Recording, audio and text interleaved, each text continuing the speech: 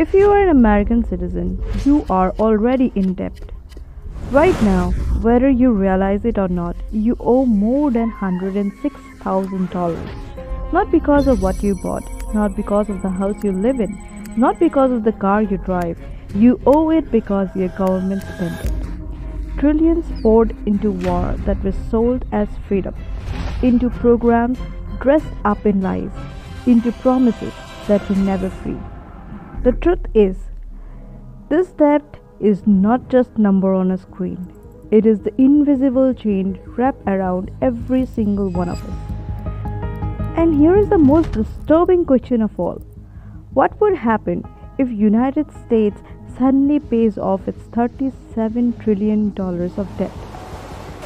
Would we step into a new golden age of prosperity, or would the entire system collapse? Hi and welcome back to the channel. This is the place where hidden battles, bizarre science and strangest corner of history comes to light. Here we just don't tell stories, we uncover truth that sounds too wild to be real. Stick around because today's story may change the way you see your country, your future and even the money in your pocket. Let's start with the first big question. Why is America drowning in so much debt? On the surface, the answer sounds simple. Politicians spend more than they collect in taxes. But if you dig just a little deeper, the truth is far darker. Wars, endless grinding wars, years after years, administration after administration. Trillions of dollars are funneled into military operations and defense projects that are marketed to the public as protecting freedom. The Iraq War alone cost more than $2 trillion.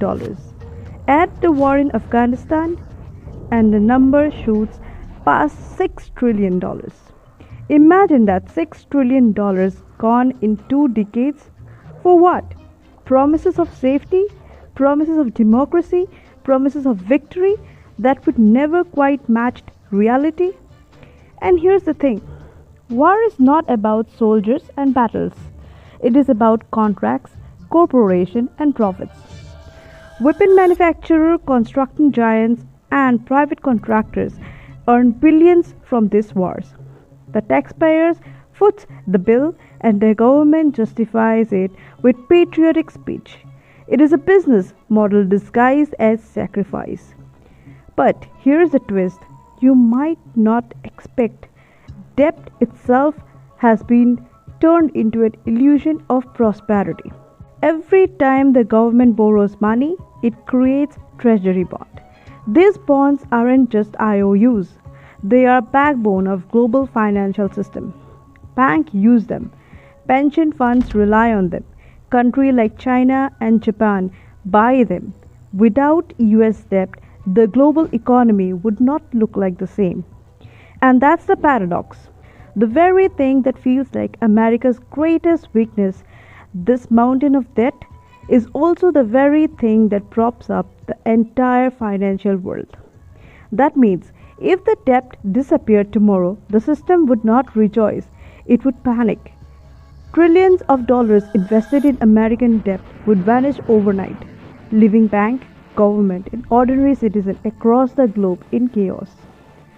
So, when politicians stand at a podium and tell you America must borrow for greatness, they are not just defending freedom, they are defending a system addicted to endless debt. To understand how America fell into this trap, we need to rewind. The Second World War. The Second World War left the United States as the most powerful nation on earth. But it also left a blueprint. War can stimulate the economy. Factories churned, jobs were created, and dollars became the world reserve currency.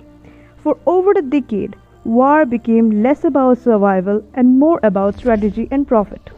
Korea, Vietnam, Iraq, Afghanistan, every conflict was sold with speeches about safety, morality, and democracy. Yet behind the curtain, there was always economic motive: oil, influence, and contracts. Every bomb that fell carried a price tag. Every mission written in the name of freedom was also written in debt. Add to that decades of tax cuts for the wealthy, programs like Social Security and Medicare straining under an aging population, an emergency bailout like the 2008 financial crash or the COVID pandemics, and suddenly 37 trillion doesn't look like a mistake, it looks like a pattern. Now, here comes the part that shocks most of the people. If the US actually paid off every single penny of its debt, it might destroy the financial system itself. At first glance, that sounds insane. Isn't debt supposed to be bad? Isn't paying off supposed to be good? But look at it from the perspective of the global economy. The United States Treasury bond is considered the safest investment in the world. Pension fund, retirement accounts, insurance company, they all depend on it. If every single dollar of debt is paid, the safest asset in the world would vanish. Trillions of dollars would lose their foundation and panic would ripple across the global market. The very thing that America's great weakness is also the very glue that holds everything together. Paying it all off in one move wouldn't save us. It might end us. But beyond market and investor, let's bring it to the people. War debt is not just number on spreadsheet. It's the reason schools are underfunded. It is the reason bridges crumble. It is the reason why millions go without healthcare. Every dollar borrowed for a bomb is a dollar not spent on children's education or a community hospital.